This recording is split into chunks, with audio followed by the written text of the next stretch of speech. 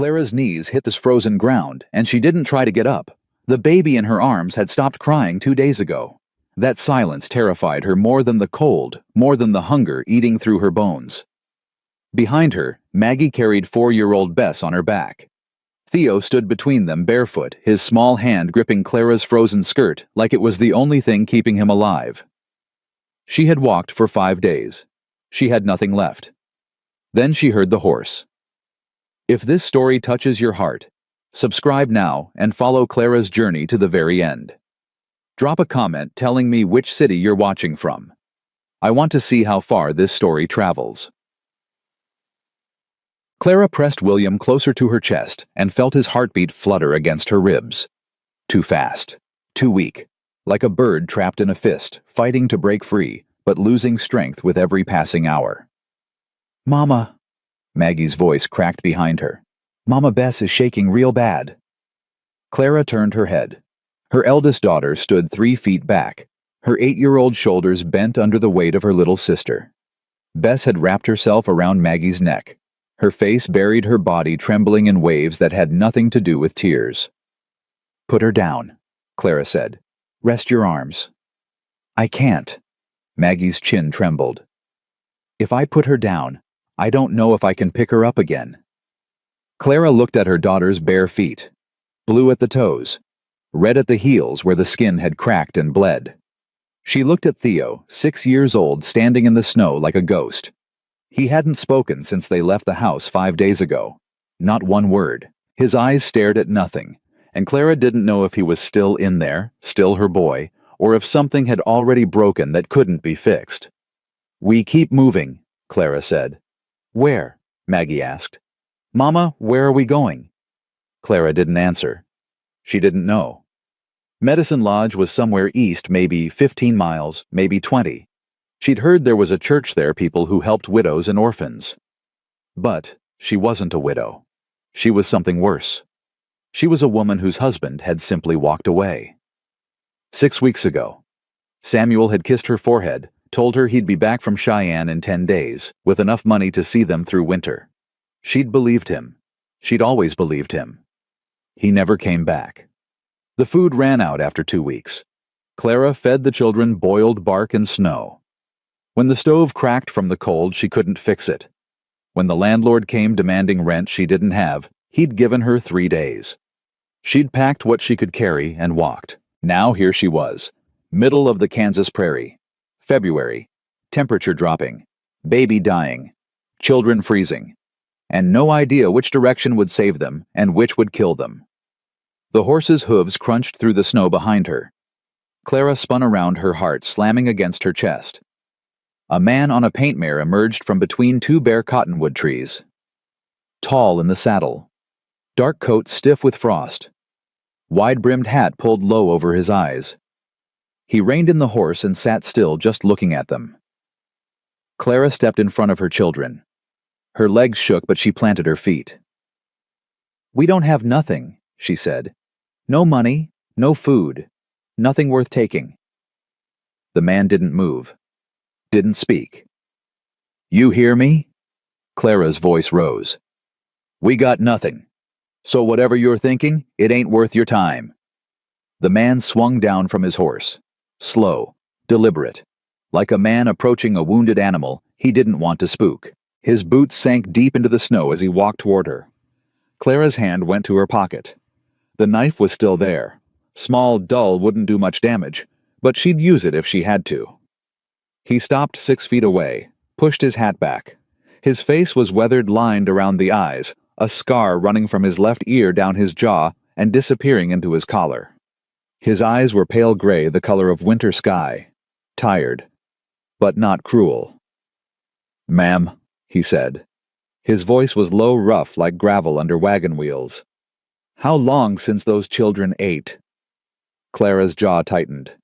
"That ain't your concern." "It is now."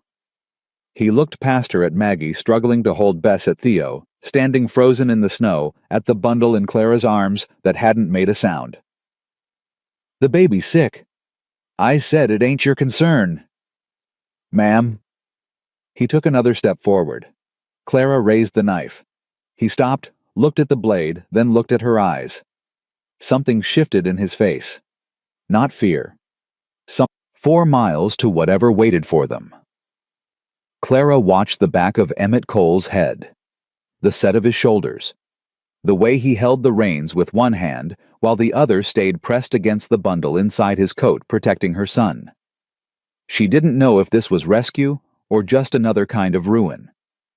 But for the first time in 5 days, she felt something other than despair. She felt hope, and that terrified her most of all. The cabin appeared through the trees as the last light of day bled out of the sky. Smoke curled from a stone chimney. The roof sagged on one side, patched with newer boards that didn't quite match. A porch leaned against the front of the house like a tired man resting. But there was light in the windows. Warm, golden light. Emmett pulled the wagon to a stop and jumped down. He came around to the back and lowered the gate. "I'll carry the little ones in," he said. "You can walk." Clara nodded. Her legs felt like they belonged to don't much care anymore. He didn't press further. They sat in silence. The fire crackled through his days, like a man who had forgotten how to share space with others. He rose before first light, tended the animals, chopped wood, and mended fences. He spoke when spoken to, answered questions with as few words as possible, and never once asked Clara to explain herself.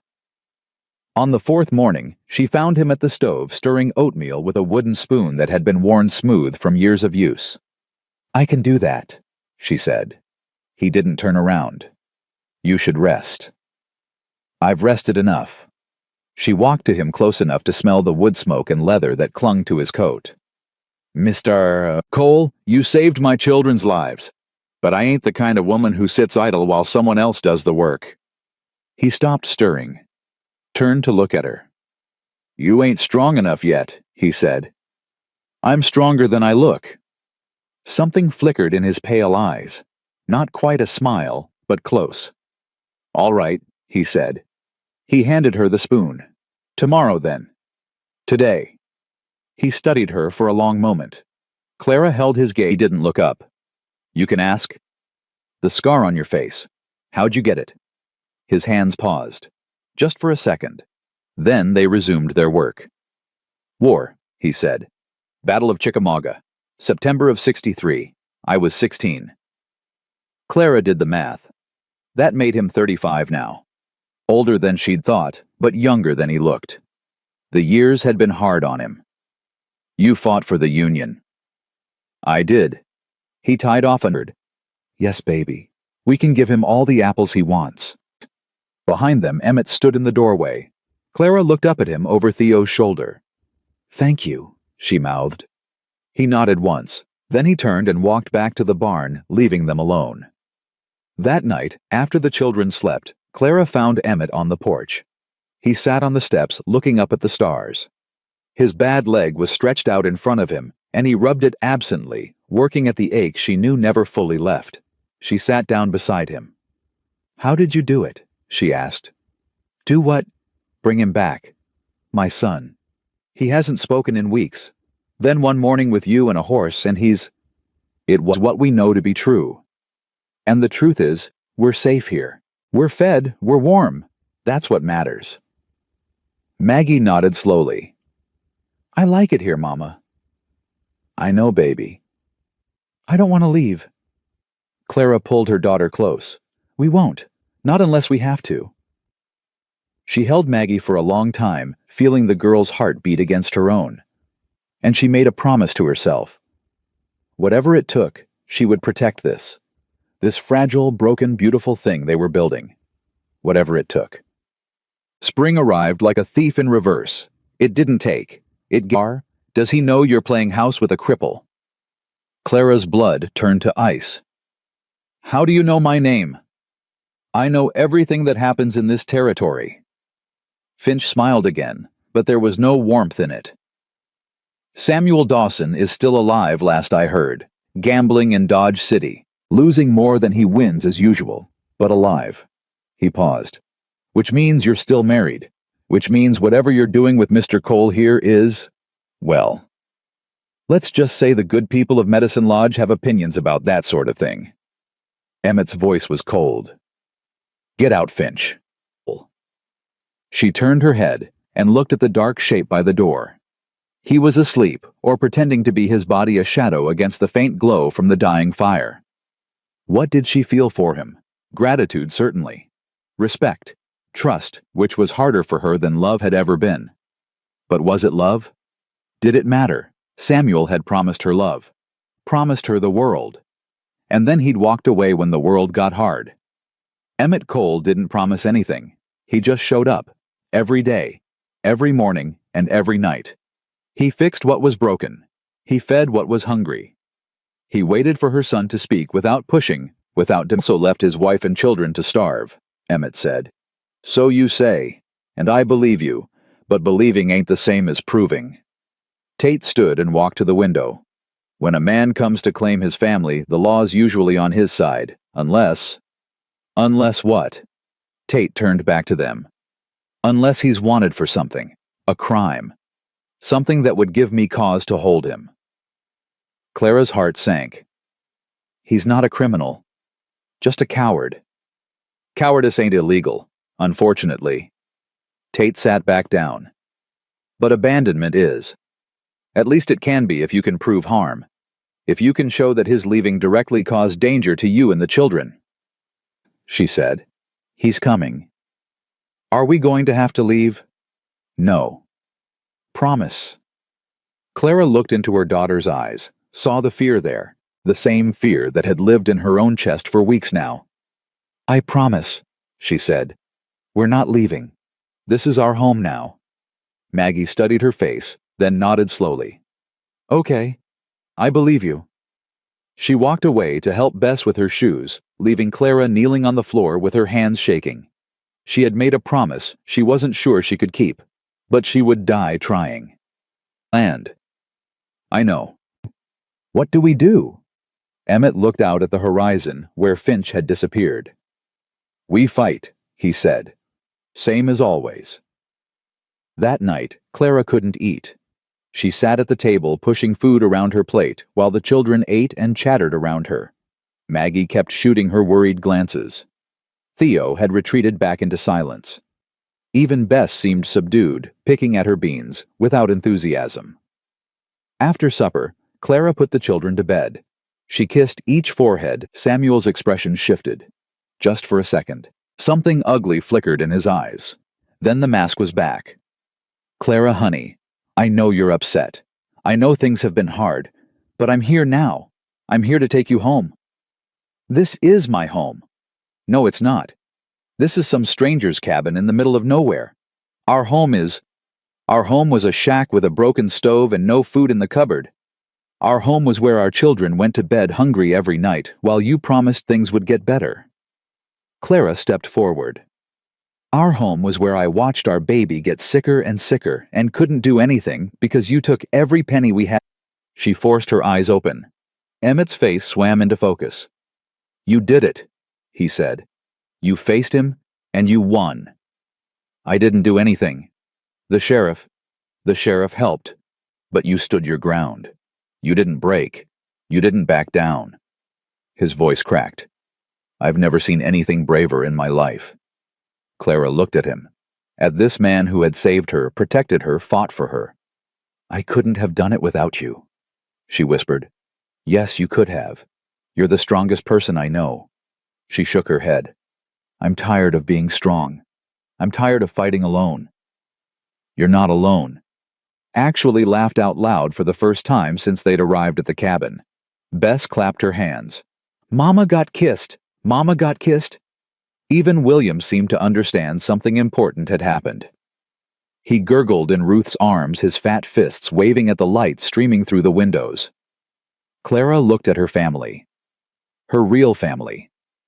The one she had chosen. Let's go home, she said. They rode back to the cabin in the wagon the children piled in the back. Clara sitting beside Emmett with her hand on his knee. The road was muddy from spring rain and watching Clara knead bread. Better than I expected. Is that a compliment?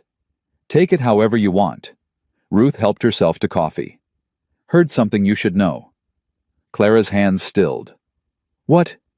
Samuel Dawson's dead. The world went silent.